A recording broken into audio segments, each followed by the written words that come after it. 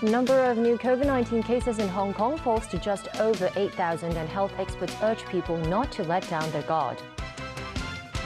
A new government strategy to boost vaccination rates among people with special needs.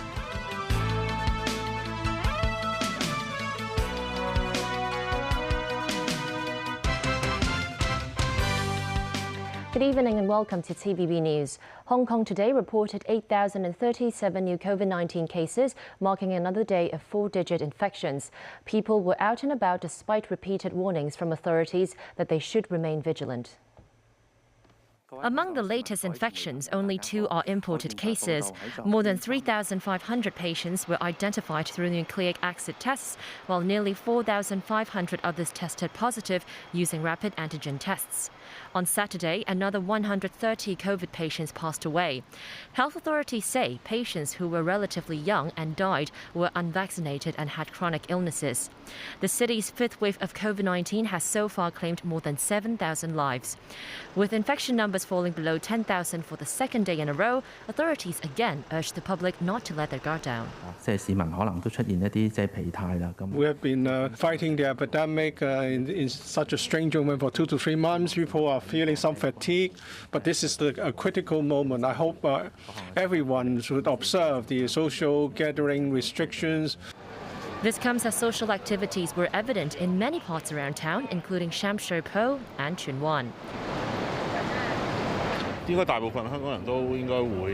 This man said many people like himself had been infected and he's not that afraid anymore. Others said they had stayed at home for too long and it's time to relax as the number of infections had leveled off. Dubbed the city's little paradise, Sai Kung was no exception. Tea houses were full at lunchtime and the stalls around the pier were busy as in the past. Earlier, the government said social distancing measures would be gradually eased starting on April 21st if the city's infection numbers showed no signs of a rebound. But government health advisor Gabriel Leung worries the planned relaxation may not happen as scheduled if social activities continue to increase, which could lead to a rebound of cases. Catering industry representative Ray Cho said business has jumped by 40% recently, but he noted that if dine-in services cannot resume by April 21st, that would upset a lot of restaurants and affect their budget as well. The government has come up with a new strategy to help boost the vaccination rates among people with special needs. For those who are mobility impaired, they will get their jab if the buildings they live in are placed under overnight lockdown. Meanwhile, the chief executive defended her decision to keep the flight ban for airlines if 3 or more of their passengers on the same flight test positive for COVID upon their arrival in Hong Kong. Caleb Leung has details. At today's daily pandemic briefing, Secretary for the Civil Service Patrick Nip announced new arrangements to vaccinate senior citizens and disabled people at home. Starting this week, when a building is placed under overnight lockdown, the government will register all the residents who are either mobility impaired or 70 years old or above and are willing and fit to be jabbed. After the lockdown, the government will arrange outreach teams to vaccinate these residents if they test negative for COVID. The nurses may be administering the jabs. The doctors involved may not have to go from a unit to another one in the housing estate, but he or she must be accessible and provide oversight. Meanwhile, Chief Executive Carrie Lam today defended the government's flight suspension mechanism. This after she was criticized by some for keeping the flight ban for airlines if 3 or more passengers on the same flight test positive for COVID upon their arrival in the city, even though the suspension period will be shortened from 14 days to 7. Some said this rendered the lifting of the ban on flights from 9 countries useless. The airlines, as the operator of those inbound flights, they also have to comply with the various requirements. If they fail to fulfill these requirements and bring a certain number of infected passengers into Hong Kong, then we have to take some punitive action so that they would do better. The chief executive was also asked this morning whether the government should be held responsible in view of the more than 7,000 deaths during the 5th wave of COVID-19. Lam said she was saddened by the number of deaths, but as she has to concentrate on fighting the pandemic, she believes a large-scale investigation should be left to the next term of government. As the main person responsible for the government's anti-epidemic work, Lam said she is willing to offer her comments at that time. Caleb Leung, TVB News. Authorities said Hong Kong's capacity in treating COVID patients has been strengthened after experiencing the fifth wave. Meanwhile, Government Health Advisor Gabriel Leung criticized the government, saying it should do more to take care of elderly patients who have contracted coronavirus. Christy Khan reports. Some health experts earlier suggested the fifth COVID wave in Hong Kong has peaked. But don't get too excited just yet, as they also said the next wave may be triggered by the relaxation of social distancing rules. Speaking to TVB News, Chief Executive of Hospital Authority Tony Ko said the government is trying to get well prepared for it. He believes the city's capacity in treating COVID patients has increased because more isolation and treatment facilities have been built, together with support from mainland medical teams. In the last 2 weeks, we have the mainland medical team. They are medical experts in the areas. They have come to support us in the COVID treatment center in the Asia World Expo, and that has already significantly increased our capability in terms of treating the patients as well as improving the quality of care. However, Government Health Advisor Gabriel Leung said that elderly patients from care homes being transferred to various treatment facilities within 2 weeks would be a very tiring process. For example, the patients who have been waiting at emergency departments to get admitted to hospitals will get transferred to other treatment facilities one by one, including Asia World Expo, makeshift hospitals and holding centers, until there are vacant hospital beds for them. And he also said some elderly patients were sent directly back to their care homes, but not the holding centers after they were discharged from hospitals. Earlier, Tony Ko admitted there is room for improvement. Although there have been signs showing that the number of infections and deaths are declining, Ko said the pandemic situation is still very volatile. I want to emphasize in the COVID disease management, the most important thing is still vaccination. So despite we have the antiviral for the COVID virus, I still encourage our Hong Kong citizens to get the vaccine if they haven't done so. Apart from strengthening the hospital care system's capacity, he believes increasing the vaccination rate, especially for the elderly, is still the top priority. Christy Khan, TVB News. The mainland reported 5,500 domestic coronavirus cases. More than 4,000 patients are asymptomatic. Over half of the infections were registered in Shanghai. The Municipal Health Commission said more than 14 million people in the city have completed antigen tests, and those who tested positive will immediately undergo nucleic acid tests. Jilin Province remains another hard-hit zone, with 2,078 more residents coming down with the virus.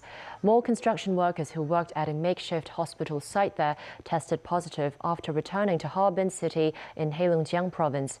The construction company said it will strictly monitor and accommodate workers who have not returned to Harbin. Taiwan reported 83 new local COVID infections today, which marks the highest daily tally in 9 months. Among the new local confirmed cases, 52 were found in Taoyuan City. All of them are workers from Datan Power Plant, involving 47 Thai workers and 3 local workers. The workers live in a company dormitory in Hsinchu, and they take a shuttle bus to go to work. The Taiwan authorities said there are possibly 9 silent transmission chains in the community, and they urged members of the public to stay vigilant. Still to come on tonight's news.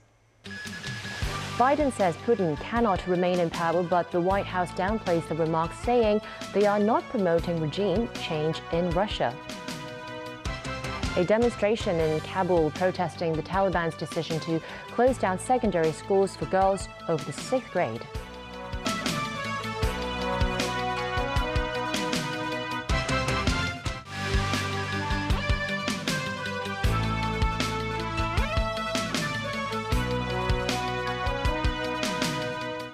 Welcome back to TVB News. 4 Russian missiles hit the western Ukrainian city of Lviv yesterday, just 60 kilometers from the Polish border. No injuries were reported, but the attack shows that Moscow is still pursuing full-scale armed aggression, despite claims that the first phase of the war was actually over. Matthew Bray reports. Rockets struck Lviv Saturday, destroying some oil facilities and causing alarm in the western city that has largely been a refuge for people fleeing the war in Ukraine. This also contradicts Moscow's stated objective that it is only focused on the Donbass region. The mayor of Lviv said the rockets were fired from Sevastopol in Crimea. After a couple of seconds, maybe 30 seconds, second bombing, and everyone left to the shelters. Russia keeps providing footage, most of it unverifiable, of rocket attacks.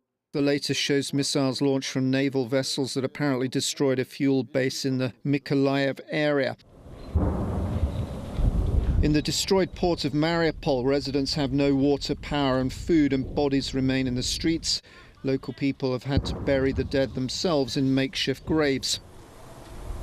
Russia continues to bombard this city, reluctant to get involved in house-to-house fighting.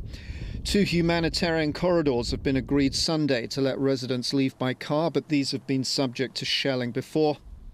Ukrainian soldiers are on constant guard in Mykolaiv as Russian forces try to take the city, seen as a vital location between annexed Crimea and the port of Odessa. Sounds of explosions were heard in the city, signs that Russians were still close by, but as usual, Russian equipment was being captured by Ukrainians, this time not by farmers. In Slavotich, north of Kyiv and west of Chernihiv, residents were out in force as Russians entered and seized a hospital there. The mayor was apparently kidnapped but swiftly released. The city is home to workers at the Chernobyl site. Russia released further footage of what it says are its soldiers demining roads in the Kherson region. Residents have also been returning to shelled homes in the Kyiv region, plastic sheeting now temporarily replacing windows. Matthew Bray, TVB News. U.S. President Joe Biden called Russian leader Vladimir Putin a butcher who cannot remain in power. This as he ended a European trip aimed at bolstering Western resolve and meeting Ukrainian refugees in Poland. The Kremlin dismissed the comment, saying that's not for Biden to decide, as the president of Russia is elected by Russians. This report from NBC News.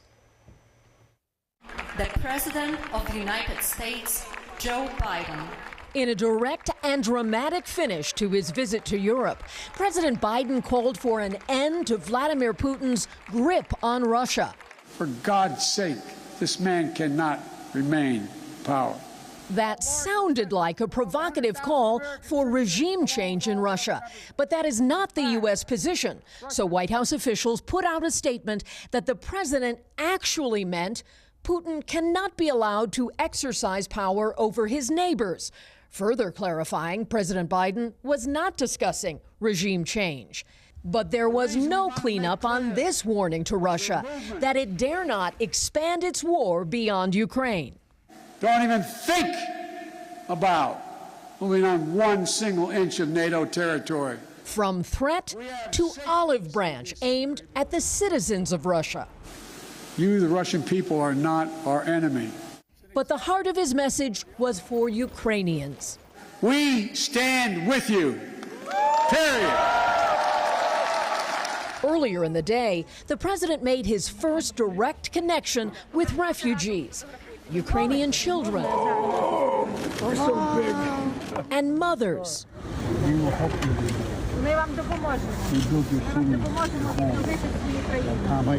Wrapped in security as he moved around a Warsaw stadium turned refugee center, Mr. Biden shared what he heard from those who left family behind to fight. Each one of those children said something like, say a prayer for my dad, or my grandfather, or my brother. And Mr. Biden told reporters this further shaped his view of Vladimir Putin. He's a butcher. Ukraine's top defense and diplomatic officials traveled to Poland to meet with President Biden. New tonight, the State Department says it plans an additional $100 million in aid. From policy talks to pageantry, Poland's president honored Mr. Biden with a military review and the American anthem. And while some of the president's words here created headlines, his overall meaning resonated. Ukraine will never be a victory for Russia. British Foreign Secretary Liz Truss says sanctions imposed on Russian individuals and companies could be lifted. That if Russia withdraws from Ukraine and commits to end aggression. According to the Telegraph newspaper, Truss held out the possibility the measures could end if Moscow changed course. The British government has so far imposed sanctions on Russian banks with total assets of £500 billion and oligarchs and family members with a net worth of more than £150 billion.